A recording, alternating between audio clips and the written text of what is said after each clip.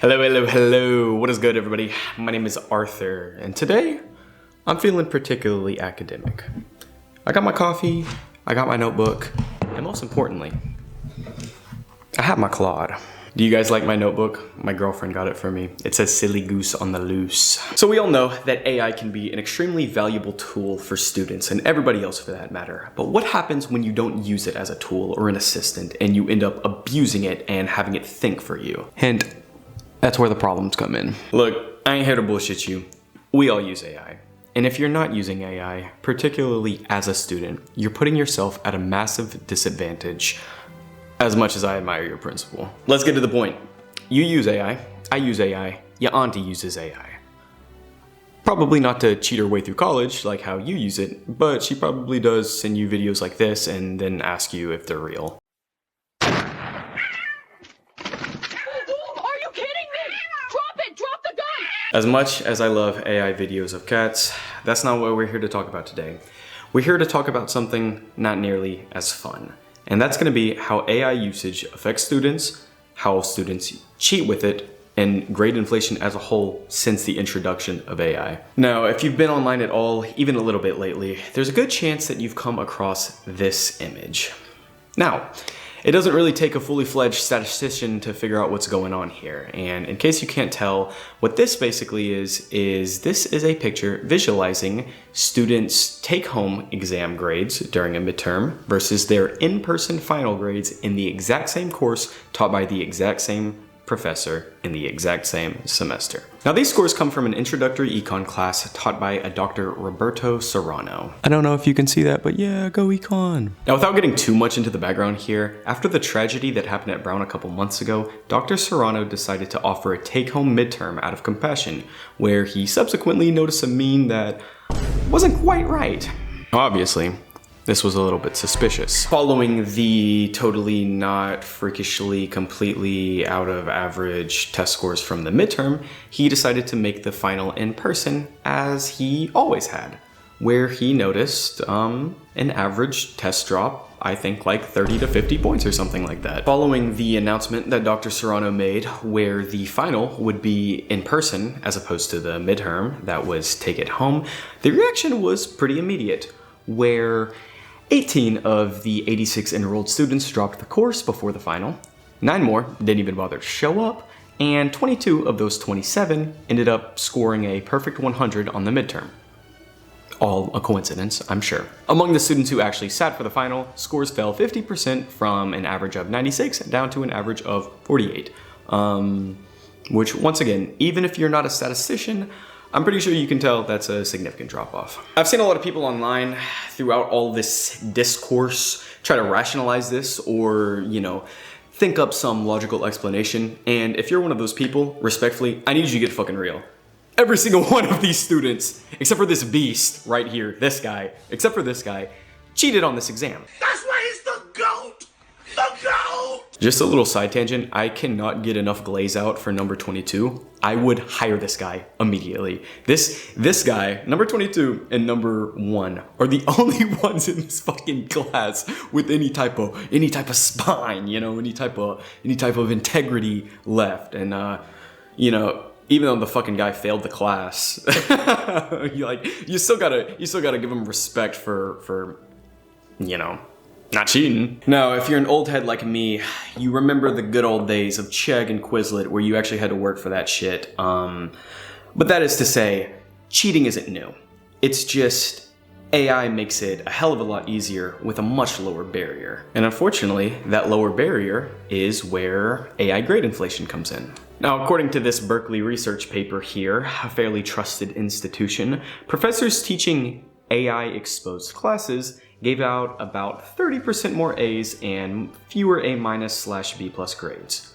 Once again, a coincidence, I'm sure. Now that we've established that AI cheating undoubtedly exists and is completely obvious if you're a student and you've been around academia either as a professor or as a student at all in the last couple of years, we need to address some of the problems that come with it. And I don't just mean some of the problems that come from cheating, I mean the systemic problems that lead to students using AI to cheat their way through college. And the first point here is the system rewards it. Now, when figuring out who to blame for all of this, I think we need to take into account students' use of AI for their assignments works.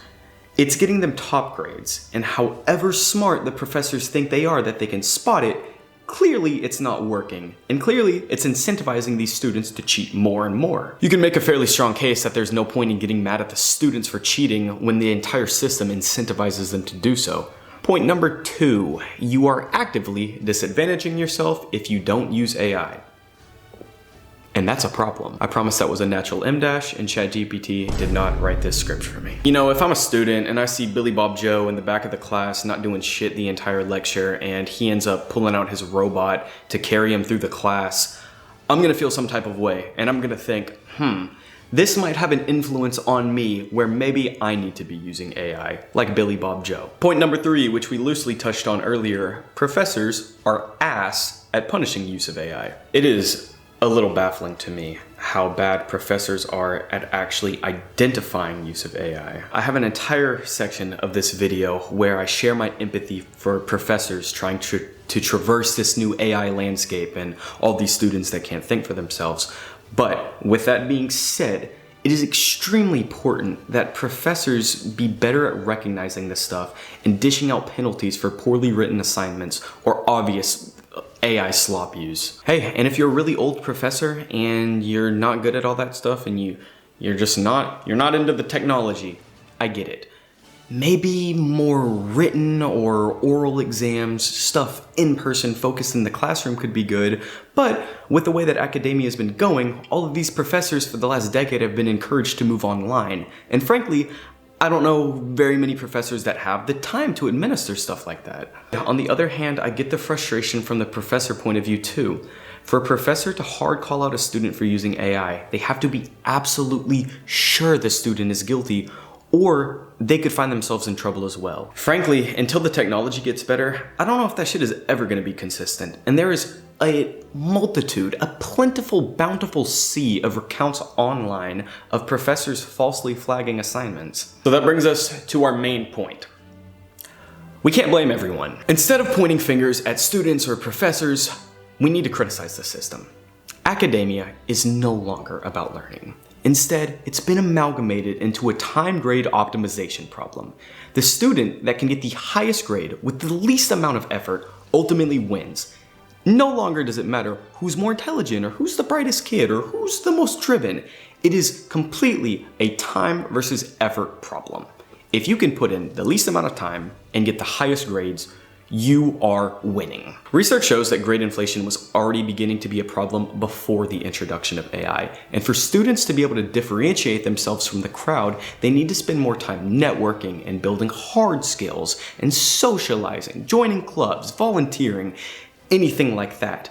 Ultimately, that means these students that need to spend more time building their skill sets so they can get hired end up spending less time in the classroom and less time learning. So, what can we do about it? Honestly, I have no idea, but academia is gonna have to evolve with this sooner rather than later. Just brainstorming off the top of my head, actually, not brainstorming, I've been saying this for a while. If I was a professor, y'all would hate me.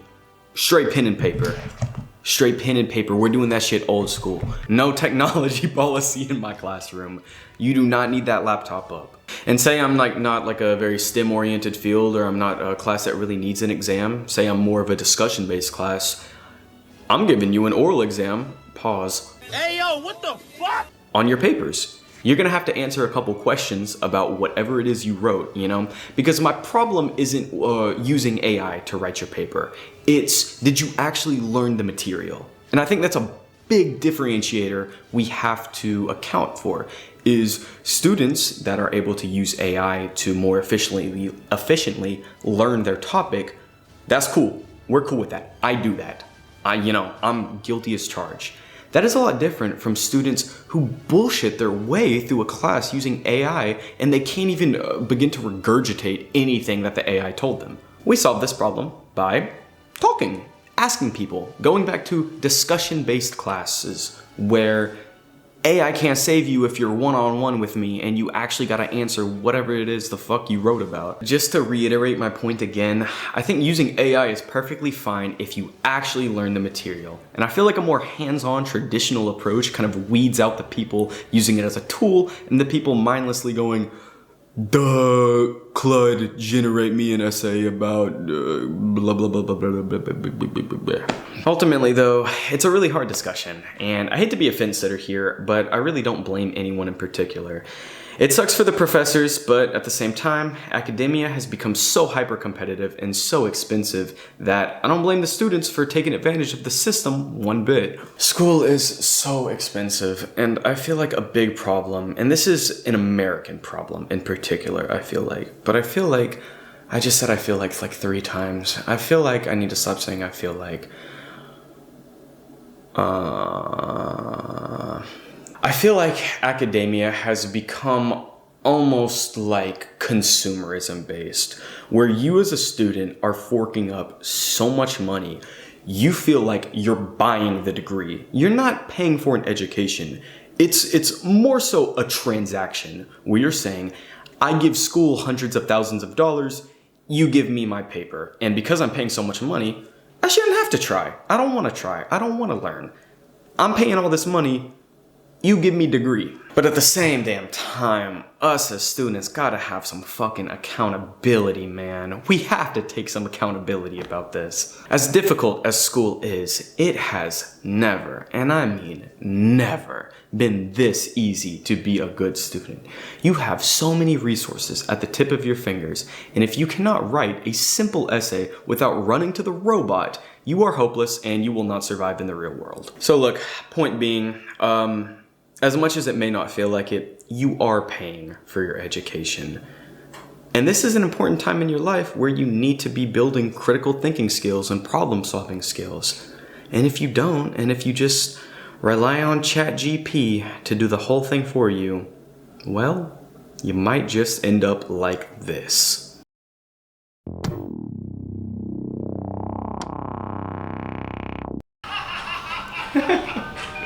Yo, bro, it's 11:55. Don't you have an essay due in like 5 minutes? Bro, what are you talking about, man? I just got ChatGPT to generate that shit for me, bro. Right. Hey, man, leave me alone, man. I'm trying to watch something, bro. What are you even watching, bro? Dude, what is this, bro? Bro, you don't get it, bro. It's funny, bro. Bro, this cannot be this important, bro. You gotta work. Bro, you always hating on me, man. Bro, you're just mad that I'm using my time wisely and I did shit the right way. I did shit the smart way, bro. You probably sat in there and wrote that essay all night, bro. And I did shit the smart way and now I get to use my time how I want, man. You're always hating on me, bro. You're always praying on my downfall, man. Leave me alone, bro. I'm trying to watch something, man. I guess, man. I'm sure you'll do great, bro. Have a good one, man.